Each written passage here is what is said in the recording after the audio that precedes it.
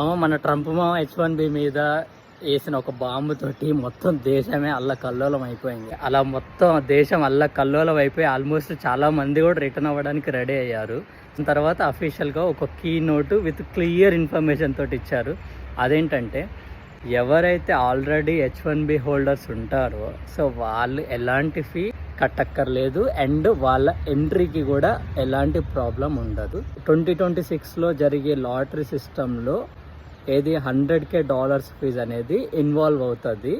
2025 వరకు ఎవరైతే ఉన్నారో వాళ్ళలో ఎలాంటి మార్పులు ఉండదు, ఎలాంటి ఫీజు ఉండదు, ఎంట్రీ దగ్గర కూడా ఎలాంటి ఆపము అనేసి అఫీషియల్గానే వాళ్ళు క్లియర్ ఇన్ఫర్మేషన్ ఇచ్చారు. అండ్ ఇంకొకటి ఆ ఫీ కూడా వన్ టైం ఫీ మాత్రమే, నాట్ ఎవ్రీ ఇయర్ కట్టేది కాదు అన్నారు. బట్ సర్ప్రైజింగ్లీ సాక్షాత్తు ఆ పరమజ్యోతి ట్రంప్ గారే ఎవ్రీ ఇయర్ యాన్యువల్గా ఉంటుంది అనేసి చెప్పారు. బట్ ఇప్పుడు కొంచెం తర్వాత అర్థం చేసుకున్నారో తెలియదు, ఏంటో తెలియదు, డెసిషన్ తీసుకున్నారు.